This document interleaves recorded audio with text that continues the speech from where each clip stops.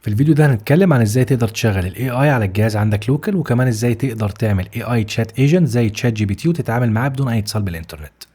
وهي فايدة ان اشغل AI موديل عندي لوكال على الجهاز. الفيديو هيكون بسيط وفيه معلومات حلوة، لو مهتم خليك معايا. خلونا نشوف في نهاية الفيديو هنوصل ليه.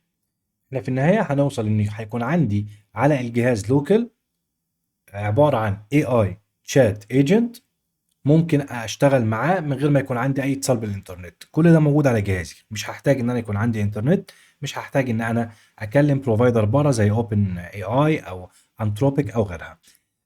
ده هيبقى شكل الاي اي ايجنت عندي، عباره عن اكس جي اس ابلكيشن مع تيلوين، وطبعا في الباك اند بيكلم ال ال ام موديل اللي هو الكوين 3. ممكن اربط مع اي اي موديل تاني زي مثلا ديب سيك او غيرها، وهيشتغل معايا بدون انترنت. انا فاصل النت، خلينا نجرب معاه. What is agent to agent؟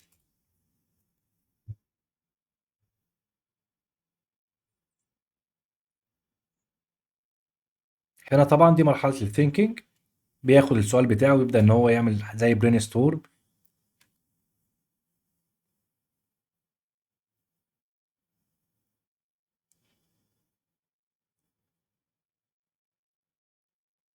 وهنا دي الإجابة بتاعته على السؤال بتاعي.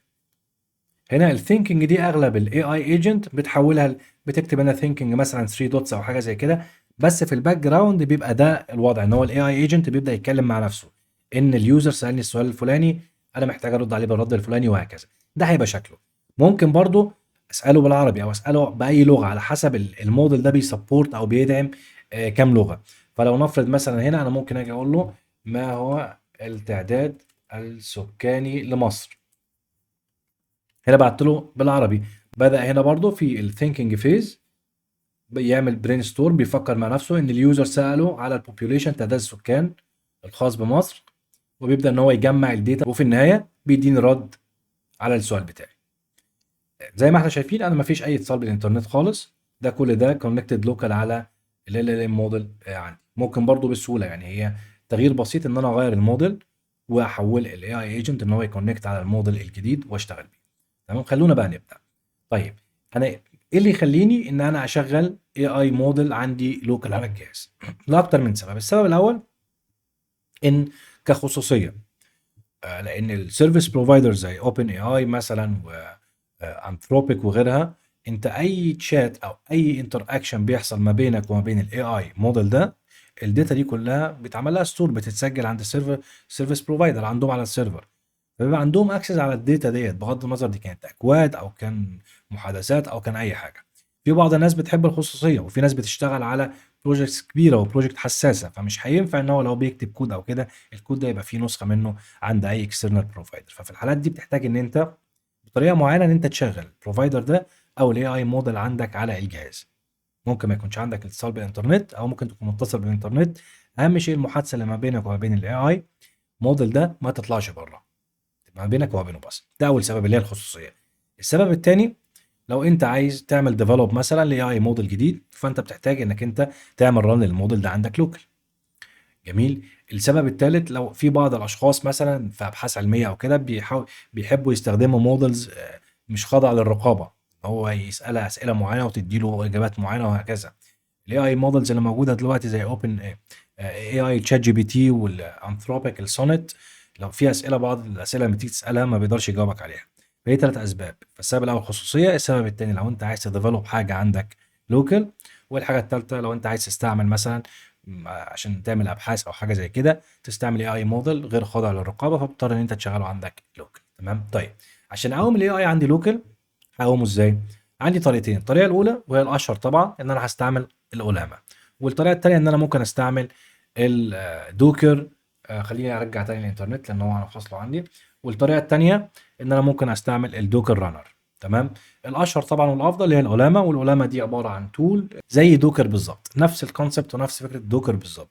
هي عباره عن ايمجز، ال ام مودلز دي عباره عن ايمجز، وانت بعد ما بتنزل طبعا الأولامة عندك على الجهاز لوكال وتتاكد ان هو موجود، بتخش على المودلز كده تشوف الموديل اللي انت عايزه، وبتقول له مثلا ولنفرض الجيما 3 دي، بتروح بتختار الموديل اللي انت عايزه. انا عايز مثلا الموديل ده، فبتقول له ايه اولاما بول الاول الايمج دي او رن، على حسب، نفس فكره الدوكر بالظبط. جميل. والشكل ده ولما بيقوم لك اللي ما عندك لوكال بتقدر تنتراكت معاه. خلونا ناخد مثال. انا هنا عندي في التيرمينال مثلا، خلوني افتح يو تاب، فهنا اولاما فيرجن، انا هنا ايه اولاما نازله عندي. انت طبعا على حسب الاوبريتنج سيستم عندك تروح تشوف هي بتسبورت الماك واللينكس والويندوز، فهتعمل لها داونلود وبعد كده انستول وتكمل الخطوات. عشان تتاكد بتفتح التيرمينال وبتعمل ايه اولاما فيرجن، فبعد ما بتعمل لها انستول بتتاكد ان هي شغاله عندك ولا لا، بتكتب في التيرمينال اولاما فيرجن، فبيجيب لك الفيرجن بتاعها. خلونا نيجي هنا مثلا ونفتح ايه تو تابس كده جنب بعض. تمام. ونيجي هنا هنعمل اولاما ليست، هيجيب لي كل الايمجز اللي موجوده عندي اللي انا منزلها. انا منزل على الجهاز ديب سيك، ومنزل عندي لاما 2.3.2، ومنزل عندي الكوين 3. تمام. طيب، فالفكره في ايه؟ انا ممكن هنا الثلاثه دول شغالين موجودين عندي على الجهاز. لو عملت اولاما بي اس، نفس برضو فكره دوكر، هيجيب لي الايمج اللي معمول لها ران دلوقتي اللي شغاله. تمام.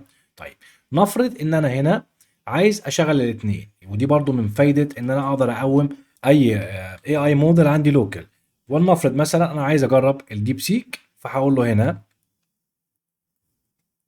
اولاما ران ديب سيك، وبديله الفيرجن او اسم الايمج ديب سيك 5 بي هنا. تمام. هو طبعا لو مش عامل لها بول، لو مش منزلها عندي على الجهاز هياخد وقت على ما يسحبها. انا هنا طبعا ايه منزلها، فحول لي التيرمينال عندي لعباره عن اي اي ايجنت. انا دلوقتي انا بتعامل مع الديب سيك ار 1، فانا لو كتبت اي سؤال هنا سند مسج، لو كتبت سؤال هيروح للديب سيك وهيرجعه لي. هنا بقى في التيرمينال الثانيه حاجه اقول له هنا اولاما ران مثلا، هات لي ايه اللاما دي، الايمج دي بتاعت لاما 3. لا، انا عايز من هنا اروح ايه للتيرمينال الثانيه. اوكي، اجي هنا، ده ايه ليتست. تمام كده.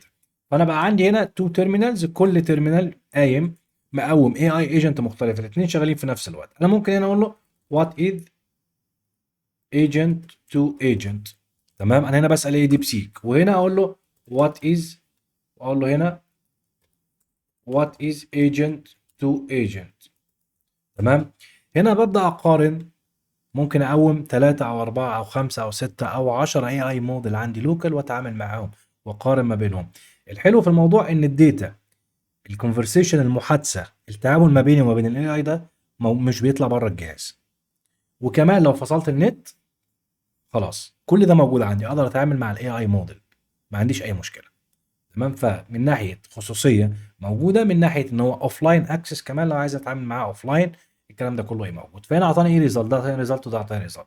فدي انا اول حاجه ان انا عن طريق العلماء اقدر اقوم اي اي عندي لوكال واتعامل معاه مع التيرمينال. تمام. طبعا عشان اطلع من القصه دي كلها فبعمل له ايه فورورد سلاش باي، خلاص بيقفل لي ايه الكلام ده، وباجي هنا بقول له هنا فورورد سلاش باي. تمام. دي اول حاجه. عايز انزل واحد تاني، فباجي هنا برضو بختار الموديل اللي انا عايزه، وبقول له من هنا مثلا لو انا عايز ولنفرض في، اوكي، بروح للفي هنا وبقول له هنا ايه بسحب ده، باخد ده كوبي كده، بشوف طبعا السايز قد ايه، لان خلي بالكم الاي اي موديل السايز بتاعه كبير جدا، فبشوف حاجه تكون الى حد ما مناسبه لامكانيات الجهاز بتاعي عشان الجهاز بتاعي ما يضربش في وشي. فباخد هنا بقى سيلكت ده وبقول له هنا ران ده، وبحطه في التيرمينال، فبالتالي هعمل في الاخر علامه مثلا ليست، فبتاكد ان الاي اي موديل ده نزل عندي واقدر اتعامل معاه. جميل لحد هنا تمام.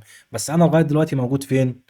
على اللوكال، على التيرمينال السي ال اي.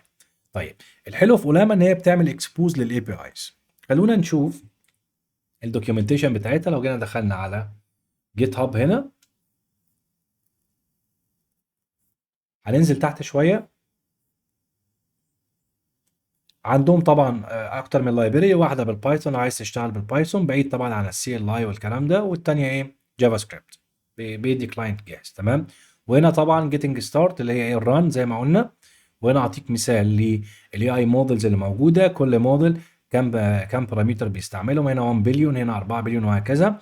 وبيقول لك كل واحد المساحه بتاعته قد ايه، لان المساحات هنا بتفرق كتير، فانت لازم تبقى عارف الاي اي موديل مساحته قد ايه، والداونلود هتقدر تداونلوده ازاي. جميل. طيب، هنا اعطيك نوت برضو ان انت لازم تحتاج على الاقل 8 جيجا رام تكون موجوده عندك على الجهاز. لو انت عايز تران كام 7 بليون موديل، فلو انت هتختار واحد من 7 مليون ده لازم يكون عندك الجهاز بتاعك اتليست الرام 8 جيجا.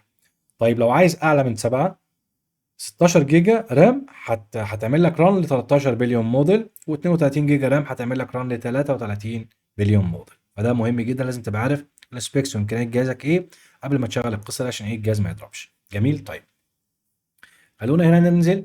كان في اي بي اي لو بحثنا على الاي بي اي كده هنا هنلاقي يس الاي بي اي. طيب بمجرد ان انت نزلت اولاما، فاولاما بيكسبوز بيشغل اي بي اي. تمام. لو جيت دخلت على لوكال هوست كده، خدت اللينك كده كده فتحته في البراوزر، فبيقول لك ايه اولاما از رانينج.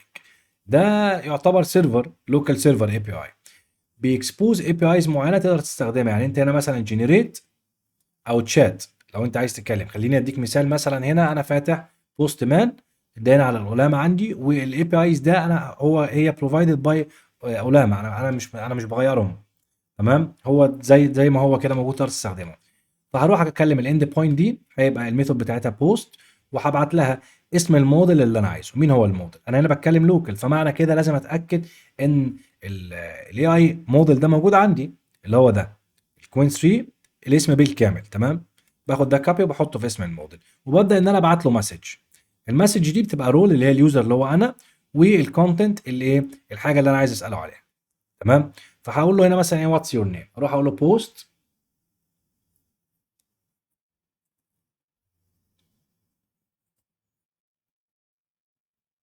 هو طبعا هنا ريسيفنج لان ده ستريمنج. ده البيلود هنا رجع لي 200، فهنا في سكسس ورجع لي المسج. مين اللي كتب المسج دي؟ ده الاسيستنت اللي هو الاي اي.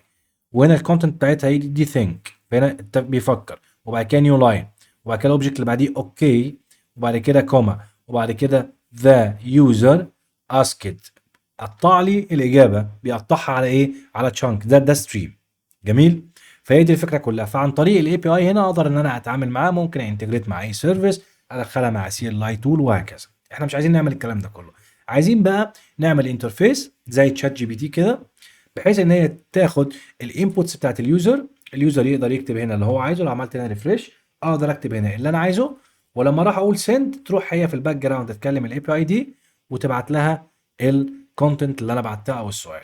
وعلى اساس البيلود اللي هيرجع لي هبدا ارندره لليوزر. ده اللي احنا عايزين نعمله. جميل. طيب عشان نعمل ده في اكتر من تول بتبروفايد الموضوع ده. في واحده مشهوره جدا جدا اسمها جراديو. جراديو دي هي بايثون. تمام. ولا بتشغل دماغك بجافا سكريبت ولا سي اس اس ولا ويب هوستنج ولا اي حاجه، تشغلك الدنيا وجميله وزي الفل. مشكلتها الوحيده انا قومتها لوكال هنا قبل ما اعمل الفيديو، هي شغاله اهي، وجابت لي ريسبونس اهو. ده برضو الثينكينج بتاعه اوكي كذا كذا كذا، وده ايه البيلود. المشكله الوحيده ان انا ما عنديش فول اكسس عليها. يعني كديزاين مش هقدر اكسس الديزاين. الاسيتس اللي بتحطها بيبقى كلها اكسترنال اسيتس. يعني زي ما احنا شايفين هنا كل الاسيتس اللي موجوده اكسترنال. طب انا لو عايز اشتغل اوف لاين مثلا، لو عايز اوف لاين اكسس، فبالتالي الفيتشرز بتاعت الاوف لاين انا ما استفدتش بيها، لان انا الفريم ورك اليو اي بتاعتي او الانترفيس او الاي اي ايجنت الكلاينت اللي انا عامله هو كده محتاج نت عشان يشتغل، عشان اتليست يسحب الاسيتس السي اس اس ولا ستايلنج والكلام ده. فانا مش عايز الكلام ده، انا مش عايز ده. فالتولز الموجوده او الفريم وركس بيبقى فيها بعض الليميتيشن. بتسهل لك الدنيا ان هي بلاج اند بلاي، ممكن تروح تحط اسم الموديل وخلاص وشكرا، هي تقوم لك كل حاجه. بس بيبقى فيها بعض الليميتيشن. انا بحب الحاجه الكاستمايز، ان انا اقدر اتحكم في كل حاجه موجوده في الابلكيشن اللي عندي. وده السبب اللي خلاني ان انا اقوم الاي اي كلاينت بتاعي بنيكد جي اس. رحت عملت ابلكيشن نيكد جي اس مع تيلويند، ديزاين بسيط جدا، وفي تكست انبوت هنا. باخد التكست انبوت بروح اكلم ايه الاي بي اي. خلوني اوريكم برضو هنا. هنا كده مثلا دي الراوت بتاعت الاي بي اي، دي اند بوينت. تمام. انا هنا عامل طبعا كونتكست، الكونتكست دوت بيسند المسج. بروح اكلم الاي بي اي تشات اللي هي موجوده هنا. الاي بي اي تشات دي عباره عن ايه؟ هنا في الاي بي اي تشات بروح اكلم بقى اللوكال هوست اي بي اي تشات بتاعت ايه اللولامه اللي هي دي. جميل. وبقول له هنا انت الموديل بتاعك كوين 3.1. تمام. وبعدي اليوزر الرول بتاعت يوزر، والكونتنت اللي هي المسج اللي هو ايه كتبها هنا. جميل. وبعدين بروح طبعا اعمل حاجه اسمها ريدابل ستريم، وهنا حاطط لكم اللينك بتاعها اللي عايز يقرا عنها ريدابل ستريم، لان انا البيلود ده بيكون تشانكس. انا ما اعرفش البيلود ده جاي هو مش وان شوت، هي مش جمله واحده. ده بيبقى ستريمنج، بيبقى chunks جايه ورا بعض. تمام، ففي الchunks والستريمنج انا بستعمل حاجه اسمها ايه، readable stream. تمام، عشان اقدر ان انا اخد الchunks ديت الوب عليها، اقطعها، اقسمها، وابدا ارندرها بشكل كويس. وده اللي بيديني ريل تايم تايبنج. يعني لو جيت قلت له هنا ايه وات از يور نيم، لو جيت عملت كده، لو شايفين هو بيكتب اهو، عمال في انيميشن بيكتب، ما حطليش الداتا كلها مره واحده. ده اسمه ستريمنج. تمام، ده السبب اللي انا خلاني استعمل الايه هنا الريدابل ستريم. تمام، في طبعا الاولاما جي اس لايبراري، هي ممكن تهندل الموضوع ده، هي الستريمنج بتهندله وبتهندل الاي بي اي كول. انا مش هحتاج ان انا اعمل اكسيوس كول ولا فيتش ولا الكلام ده كله، بيبقى عندها اولاما كلاينت وبديها بس اسم الموديل وهي بتهندل الكلام ده كله. بس انا حبيت اخد الموضوع نيتف عشان اشوف هقدر اوصل بيه ايه لفين. جميل، وفي النهايه ده ايه شكله حلو. هنتكلم في حاجه مهمه جدا برضو، موضوع السيستم برومبت، لان احنا عملنا فيديو على الليك بتاع السيستم برومبتس، والناس كانت بتسال ازاي ان انا اقدر استفيد بالسيستم برومبتس دي. وناس تانية كانت داخله بتقول ايه، ان احنا بنحط الخبر وبنختفي، ان احنا بنيجي مثلا خبر معين بنرميه بس ما بنخشش ديب، ما بنخشش في الكود، ما بنشرحش للناس ازاي اقدر استفيد من الحاجه دي. فاحنا عندنا لما بنتكلم على حاجه، لا بنخش ديب، بناخد الموضوع من اوله لاخره. لو واصل لكود بنوصل، بنعمل لكود، عايز ديبلويمنت بنعمل ديبلويمنت، بحيث ان احنا نوصل المعلومه كامله. طيب، عشان ما نتوهش بس موضوعنا، السيستم برومبتس احنا اتكلمنا عنها، هي بتبلغ الاي اي بيبيهيف ازاي، بيتصرف ازاي، وبتدي له رولز معينه، ان هو لو اليوزر سالك سؤال معين ما تجاوبوش، وهكذا. وهنا انا استخدمت السيستم برومبتس. فهنا احنا هنا ايه، الاي بي اي هنا بتاكسبت ايه، هتاكسبت ده عباره عن ليست صح كده، يوزر. تمام، خلوني اجرب حاجه. خليني هنا اخد ده زي ما هو كده، اوكي، واحط ده از اوبجكت هنا تاني، ده طبعا جيسون اوبجكت، واعمل كده.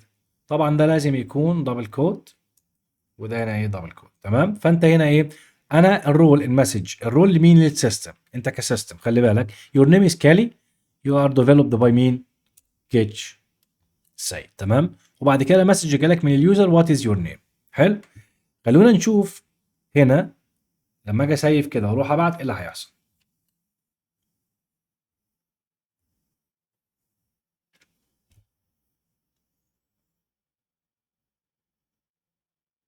طبعا هو خلونا نطلع من البوست مان، لان هيبقى صعب ان احنا نقرا ان هو راجع ستريم كشانكس. وخلينا نجربها هنا. هنا وات از يور نيم، خليني الاول اشيل السيستم برومبتس، يعني انا هشيل السيستم برومبتس هنا.